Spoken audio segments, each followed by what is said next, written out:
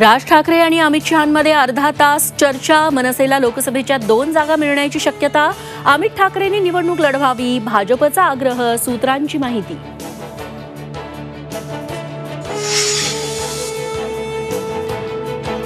शिवसेना ठाकरे गट आणि राष्ट्रवादी शरद पवार गटावर विश्वास नाही। प्रकाश आंबेडकरांचं खरगेंना पत्र। काँग्रेसच्या 7 उमेदवारांना पाठिंबा देण्याची आंबेडकरांची तयारी।